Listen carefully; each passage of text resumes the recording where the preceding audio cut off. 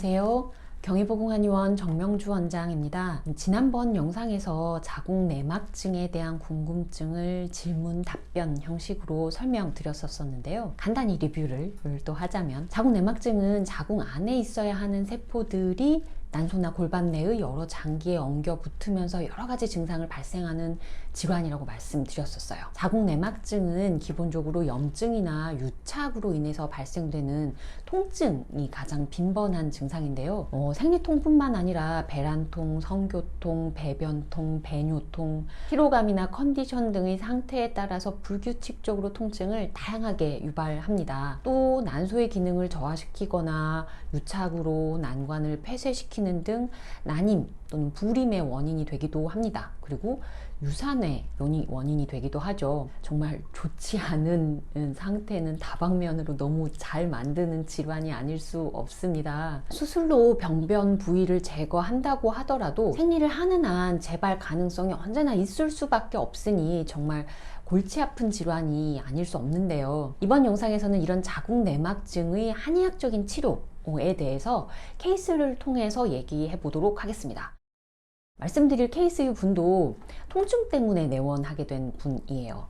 이분은 4개월 만에 초단기간으로 치료를 끝내고 이후로도 7년이 넘게 상태를 너무 잘 유지하고 있는 정말 최고의 케이스가 아닐 수 없는 분인데요. 내원 당시 20대 초반이었고 검진을 하다가 처음으로 내막증을 발견해서 대학병원에서 무월경 유도 주사, 호르몬 제제 처방을 1년 넘게 복용을 했었죠. 그러다가 잠시 해외로 연수를 가게 되면서 호르몬제를 중단하게 되었고 이후 통증은 지속되면서 시간이 지날수록 더욱 악화되었어요. 그리고 난소에 4cm 정도의 내막증으로 보이는 혹이 있는 상태였습니다. 통증으로 생활이 힘들 정도인데다가 20대 초반의 나이에 앞으로 생리를 계속 안 하게 할 수도 없고 그렇다고 호르몬제에 계속 의존할 수도 없을 것 같아서 뭔가 근본적인 치료를 해야 되겠다라는 마음에 내원을 하게 되었습니다. 한의학적으로 자궁 내막증은 기본적으로 면역 기능 개선을 시키는 치료를 하게 됩니다. 지난 영상에서도 자궁 내막증의 기전을 설명드렸었는데요. 자궁 내막증은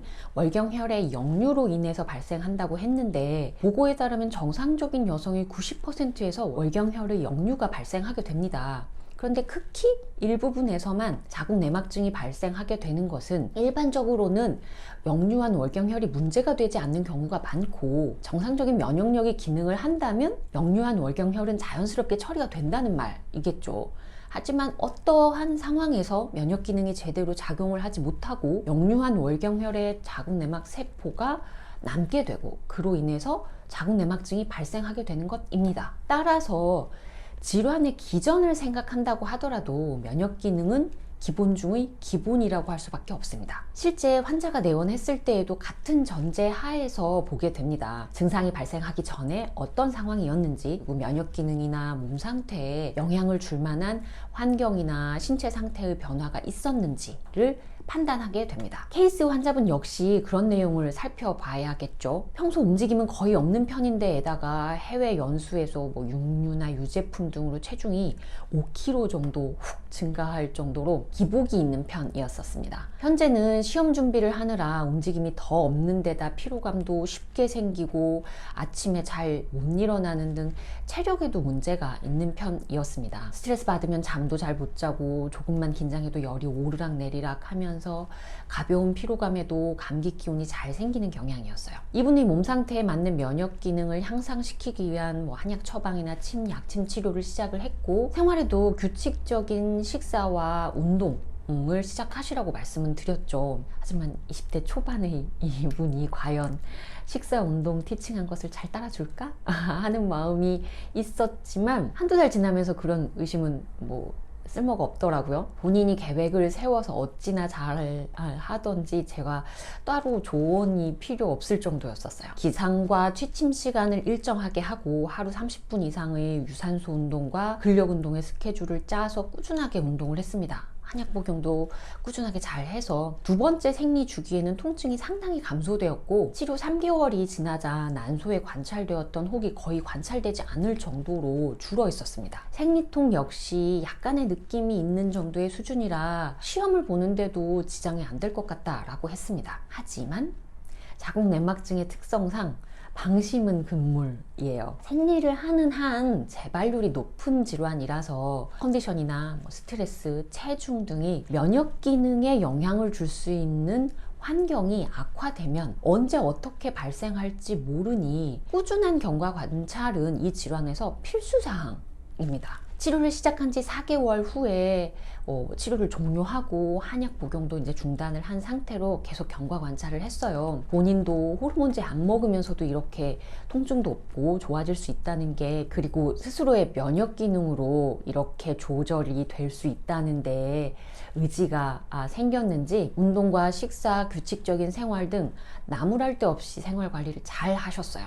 난소에 있던 혹이 사라진 것도 그렇기도 하지만 초경 이후로 매달 괴롭히던 통증이 사라진 상태라 신기하기도 하고 기분도 좋아져서 어떻게든 이 상태를 유지하고 싶다라고 하더라고요. 그래서 더더욱 생활 관리를 잘 했을 수도 있을 것 같아요. 치료를 종료한 게 7년 전이고 그 이후로도 3개월에 한 번씩 꾸준하게 내원을 해서 최근까지도 아주 성실하게 경과를 관찰하고 있는 분입니다. 저보고 하라고 해도 이 정도는 못했을 것 같다는 생각이 들 정도인데요. 그 덕인지 현재에도 재발 없이 아주 잘 유지하고 있어서 내막증 치료하시는 분들에게 거의 모범답안이 되는 케이스가 아닐까 싶네요. 여담이지만 꼭 내막증이 아니더라도 이렇게 관리하면 어떤 질환이든 다 이겨낼 수 있을 것 같아요. 그래서 환자분들이 생활 관리가 안 되거나 좋은 경과에 대한 간절함이 있는 분들에게는 이 케이스를 꼭 말씀드리게 되기도 합니다. 환자분이 내원 당시에는 20대 초반이었는데 벌써 30을 앞두고 있어요. 이 케이스를 생각할 때마다 치료도 치료이지만 그걸 유지하는 데에는 본인의 노력이 얼마나 중요한지를 깨닫게 됩니다. 특히나 자궁 내막증 같은 재발률이 높은 질환은 치료 기간이나 약을 먹는 동안만 증상이 개선되는 것은 별 의미가 없습니다. 치료를 종료한 후 정상적인 생활을 하면서도 그 상태가 유지되어야 진짜 관리가 되는 것이죠. 내막증은 앞서 말씀드렸듯이 혹의 사이즈를 줄이거나 통증을 개선하는 것도 중요하지만 이후에 생리를 반복하면서도 꾸준한 관리가 될 수 있도록 하는 것이 중요해서 치료 기간 동안 최대한 규칙적인 생활과 운동을 습관화하도록 세뇌시키는 편입니다. 물론 본인의 몸 상태를 체크하고 그에 맞는 방법으로 치료를 해야 하는 게, 그리고 생활 관리도 해야 하는 게 가장 중요하지만요. 표현으로는 이제 같은 면역 기능이라고 이제 좀 뭉뚱그려서 얘기를 했는데 사람에 따라서 조절해야 하는 방법들이 좀 달라서 한약 처방이나 치료 방법, 식사, 운동 등의 생활 관리는 개인차가 조금은 큰 편이에요. 개개인의 그런 몸 상태가 다르기 때문에 치료 기간과 예후에서 차이가 나게 되는 경우들도 있습니다. 자궁 내막증을 치료하고 관리하시는 분들에게 참고가 되었으면 합니다. 감사합니다.